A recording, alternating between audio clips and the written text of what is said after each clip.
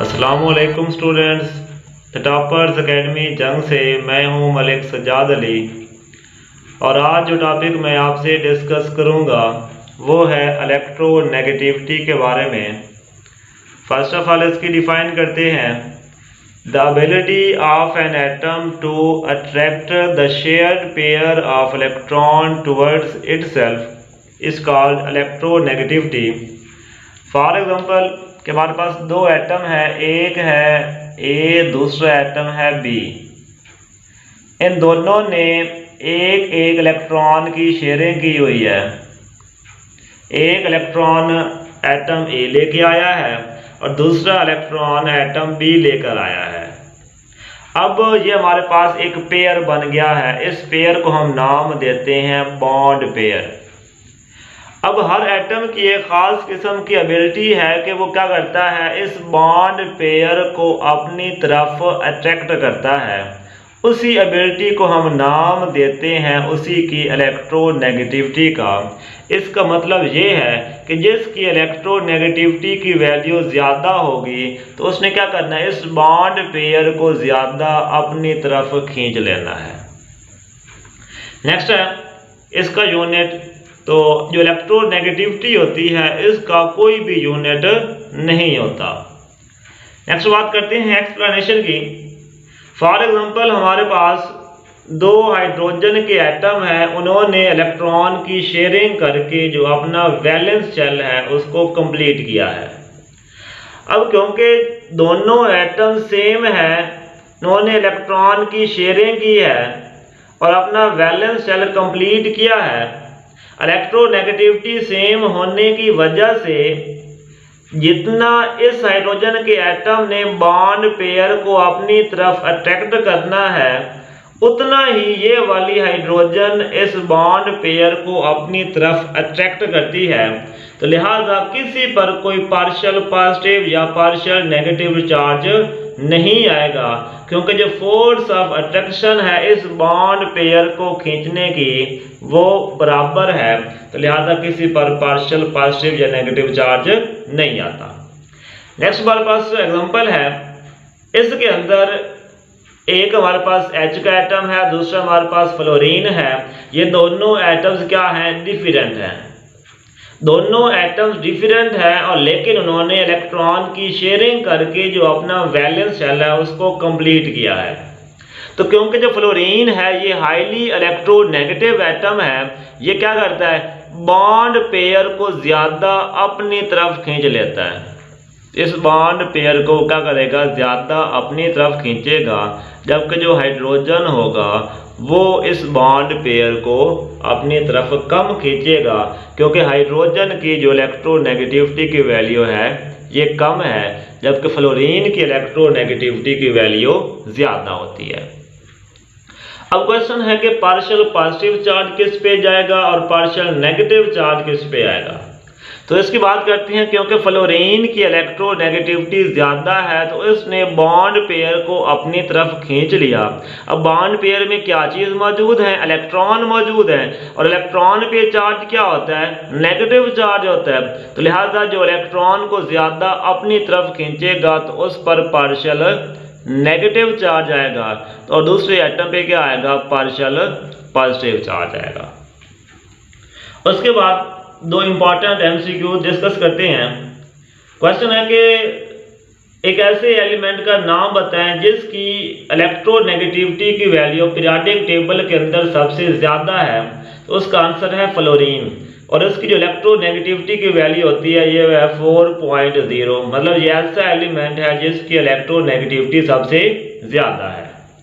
दूसरा क्वेश्चन है कि लोएस्ट इलेक्ट्रोनेगेटिविटी की वैल्यू सबसे कम किसकी होती है। उसका आंसर है सीजियम, और कितनी होती है, 0.7 इसकी इलेक्ट्रोनेगेटिविटी की वैल्यू होती है। इसके बाद है कि हम इलेक्ट्रोनेगेटिविटी की वैल्यू को कैलकुलेट किस तरह करते हैं। तो पॉलिक एक साइंटिस्ट था जिसने अपने नेम की बेस पर एक स्केल इंट्रोड्यूस करवाई और उसने उस स्केल का नाम रखा पॉलिंग स्केल। अब इस स्केल पर उसने एक स्टैंडर्ड वैल्यू को इस्तेमाल किया इलेक्ट्रोनेगेटिविटी की, और वो जो स्टैंडर्ड वैल्यू थी इलेक्ट्रोनेगेटिविटी की वो हमारे पास फ्लोरीन एलिमेंट की है और जो उसकी इलेक्ट्रोनेगेटिविटी है वो 4 है। और हमने जिस भी एलिमेंट की इलेक्ट्रोनेगेटिविटी की वैल्यू को फाइंड करना है तो हम क्या करते हैं, उसकी इलेक्ट्रोनेगेटिविटी की वैल्यू को कंपेयर करते हैं फ्लोरीन के साथ। तो लिहाजा हम इस तरीके से किसी भी एलिमेंट की इलेक्ट्रोनेगेटिविटी फाइंड कर सकते हैं। नेक्स्ट बात करते हैं variation of electronegativity in periodic table. तो जब हम पीरियड्स के अंदर लेफ्ट टू राइट मूव करते हैं तो इलेक्ट्रोनेगेटिविटी की वैल्यू इंक्रीज होती है। वो इंक्रीज क्यों होती है, क्योंकि पीरियड के अंदर left to right atomic radius की वैल्यू डिक्रीज होती है, लेकिन जो शील्डिंग इफेक्ट होता है पीरियड के अंदर वो हमेशा कांस्टेंट रहता है। अब एटॉमिक रेडियस की वैल्यू डिक्रीज हो रही है, इसका मतलब ये है कि न्यूक्लियस की जो फोर्स ऑफ अट्रैक्शन है वैलेंस इलेक्ट्रॉन्स पे वो क्या होगी, वो इंक्रीज होगी, इसलिए इलेक्ट्रोनेगेटिविटी की वैल्यू भी इंक्रीज होती है।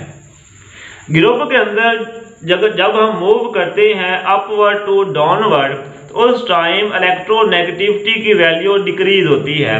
क्वेश्चन है कि वो डिक्रीज क्यों होती है, क्योंकि जब हम ग्रुप्स के अंदर अपवर्ड टू डाउनवर्ड की तरफ मूव करते हैं तो एटॉमिक रेडियस की वैल्यू इंक्रीज होती है और शील्डिंग इफेक्ट की वैल्यू भी इंक्रीज होती है, क्योंकि नंबर ऑफ शेल्स इंक्रीज हो रही होती हैं। और उस टाइम क्या होगा, जो न्यूक्लियस की फोर्स ऑफ अट्रैक्शन है वैलेंस इलेक्ट्रॉन्स पे वो डिक्रीज हो जाएगी, इसलिए जो इलेक्ट्रोनेगेटिविटी की वैल्यू वो भी डिक्रीज हो जाती है। लास्ट पे बात करते हैं electronegativity and it's relationship with nature of bond. आपने याद रखना है the difference in electronegativity values of bonded atoms is an index of nature of bond. मतलब अगर हमें दो एटम जिन्होंने आपस में बॉन्ड बनाया हुआ है उनकी इलेक्ट्रोनेगेटिविटी वैल्यूज का डिफरेंस का पता है तो हम उससे नेचर ऑफ बॉन्ड के बारे में आइडिया पेश कर सकते हैं।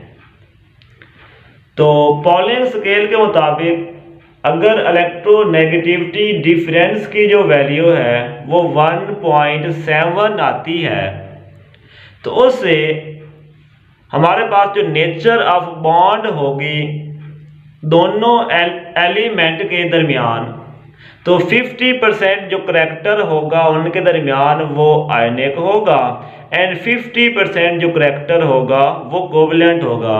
मतलब आयनिक करैक्टर और जो कोवलेंट करैक्टर है इन दोनों की इक्वल कंट्रीब्यूशन होगी। नंबर 2 पे है अगर इलेक्ट्रोनेगेटिविटी डिफरेंस आता है लेस देन 1.7 तो हमारे पास जो उसके अंदर करैक्टर होगा मैक्सिमम वो कोवलेंट होगा, जबकि जो हमारे पास आयनिक करैक्टर होगा उसकी वैल्यू कम होती है।